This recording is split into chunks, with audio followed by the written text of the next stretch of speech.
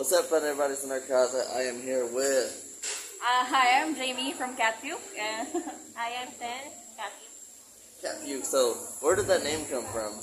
Funny story. Yes. It came from a band name generator. Like, we came to the studio one day. We were gonna record the demo for Pulse, and then we were like, we can't release this song on Bandcamp without a band name. So we went to band name generator, and we were like, let's think of a band name with the word cat on it because we all love cats. And then we were like, so we just scrolled through the suggested names, and ta-da! Cat Puke came up, and we were like, yeah, that's hard as fuck.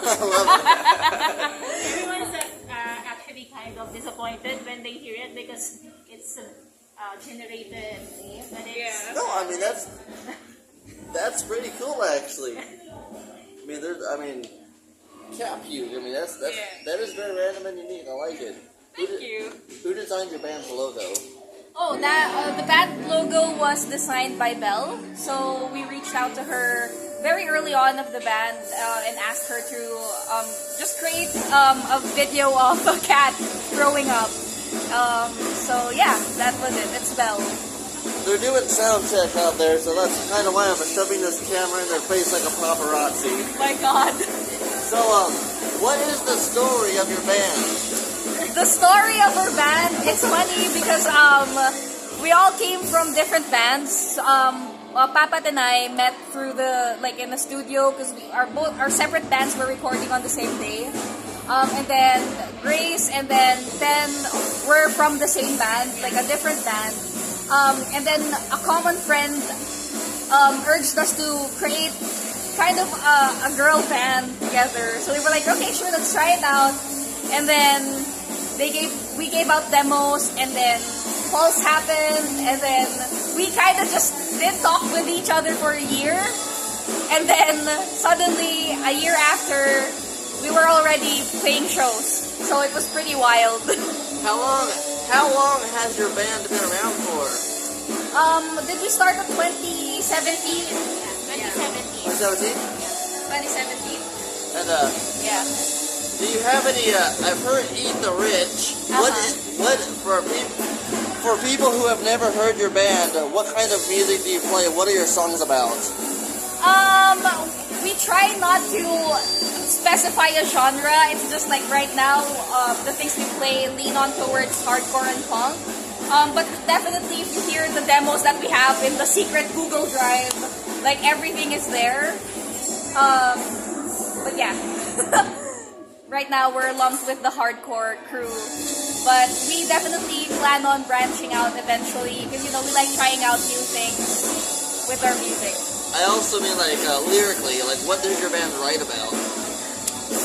Oh, interestingly, for the EP, we didn't really necessarily decide we should be a political band. We weren't like that. It's just that during that time, so many things were happening in the Philippines that we just felt compelled to write about them because we felt like we wanted to speak out about the things that we were observing and we wanted to call shit out. So, yeah. And tell everybody about the compilation that you're on. Oh, compilation. I just get the copy so that you have We'll get the copy so we can show it. They're making noise out there. I love that suitcase.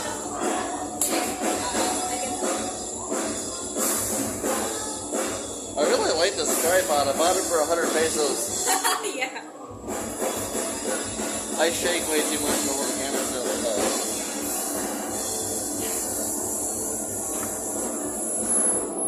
Alright, so the Women at the Front compilation album was produced by Bronze Fist Records. Basically, this is a compilation of, I'm not sure if they're all women-fronted bands, but they have women in the band. And the proceeds of this album would go to Food Not Bombs in Myanmar. Oh, yeah, so that's nice. for good cause. That's why we were really up for joining the compilation album. Yeah. I like that cover there. Yeah. And it's got cats on it. Oh yeah. Double win. I didn't even notice there were cats on it. What's she? Oh, she's smashing a tank with the flag there. I like Yeah. that. I didn't really pay attention to the design. So I asked you, what are some of your musical influences? Then, musical influences? Well, it's really hard. It's a hard question because it's broad. So That's fine. yeah. So basically, for me, my favorite band is Something Corporate. I don't know if you're familiar with it. Who? Something Corporate.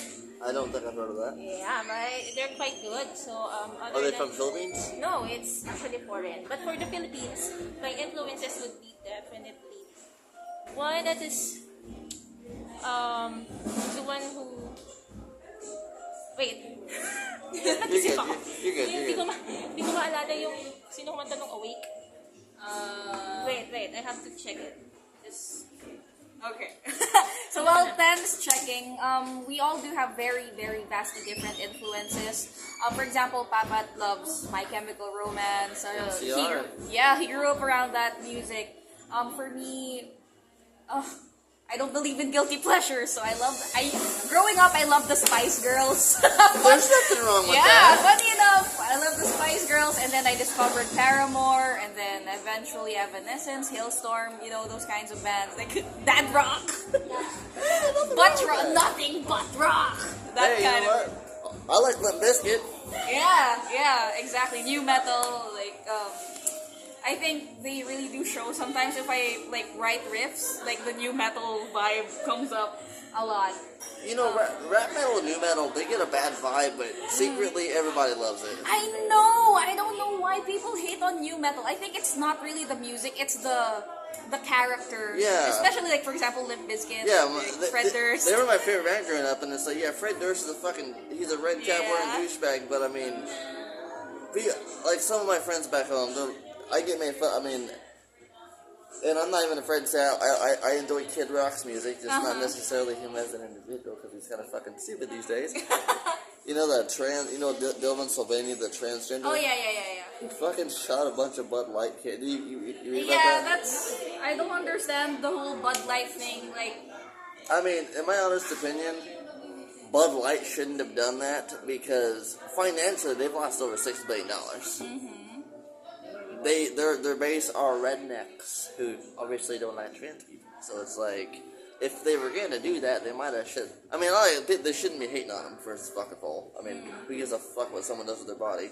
But second of all, I mean, Americans get worked up over the dumbest things in the fucking world. Well, sure, although I think. And I can say that I'm from there. Yeah, I'm a bit conflicted about it because on one part, I do think you should speak up about causes you support, but on the other hand, there's something very iffy about rainbow capitalism where Bud Light did that just to. There's a lot of corporate America, they say I support gay rights because I want their fucking money. Yeah, I support gay rights, but I would give money to conservative politicians who are for conversion therapy. I've read a lot of those, so I'm kind of I don't know. I try to. For me, I would support speaking out for the causes you believe in, but at the same time, I'm very iffy about corporate rainbow capitalism. Yeah, the United States, these days, it's just gone on steroids with that. Every company, and I know I'm going to sound alt-right as fuck saying this, but I have to sound this way. Every company's gone woke, gone total radical left. But it's not because they support the ideas. The LGBTQ, I don't know the full acronym, that's popular with youngins today.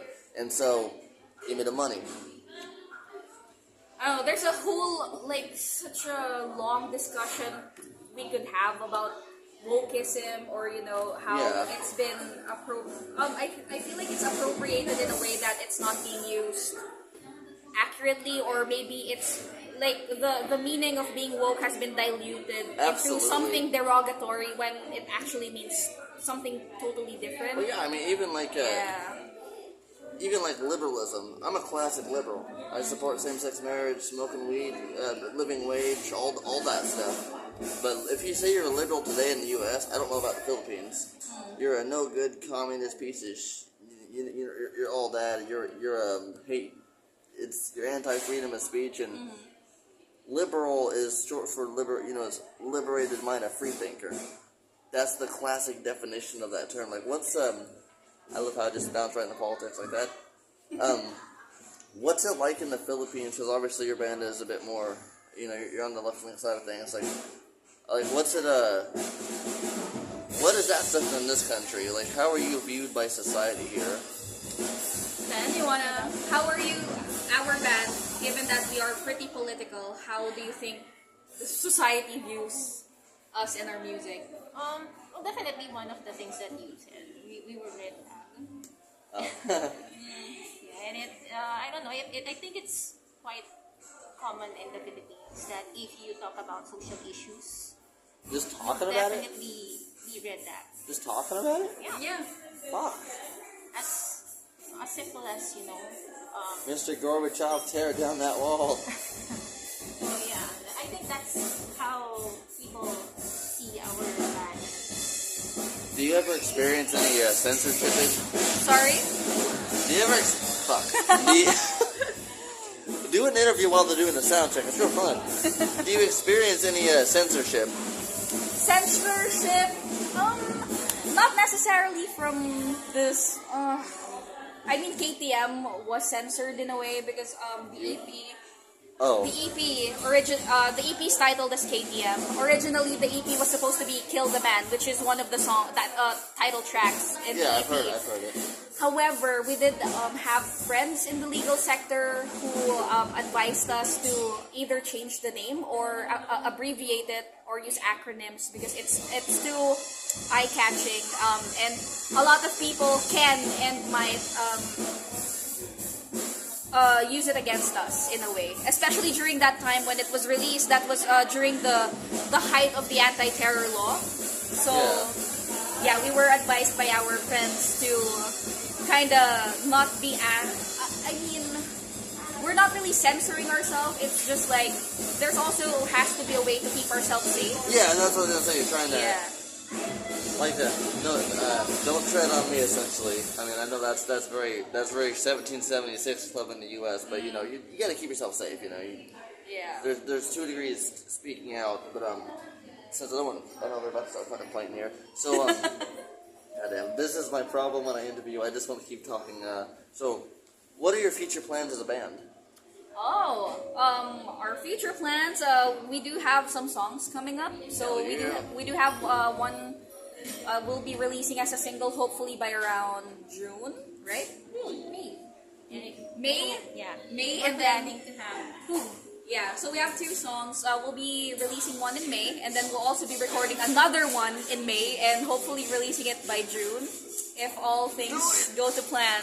Yeah, go according to plan. So yeah, what else are our plans? We actually have been planning to release a storybook. Oh, And the storybook is about safe space. Is that what? We're talking about safe space. Yeah. Oh, safe space. Yeah, so it's going to be a comic book. So hopefully we might release it also. Absolutely. About to start is there anything else? Where can people? Fuck. English language. Where can people find your music, physically, digitally, and what would you like to say to those people who have never heard you before? Physical copies of our music are pretty hard to find. Not necessarily because it's rare, but because we don't really print a lot of them. DIY. Yeah, they're very DIY. But everyone could find us digitally. So we're on Spotify, we're on Bandcamp. The songs in this compilation album, it's just gonna be here. We're not posting it or hosting it in our own account. So if they do want to hear the 2 songs from Cat Puke here, you're gonna have to either buy the songs in Bandcamp, Or buy the CD. or buy the CD. But yeah, we do. You guys can find us on Facebook, Instagram. We post memes everywhere. Memes. Yeah. And if you guys haven't heard our music yet, maybe check it out, and we hope you guys have fun, break some shit, get angry with us. And I hope you heard 50% of this interview because they're doing sound check. I think it's not the first one I've done like that, but is there anything else you want to add? No. All right. Thank you so much. Absolutely. And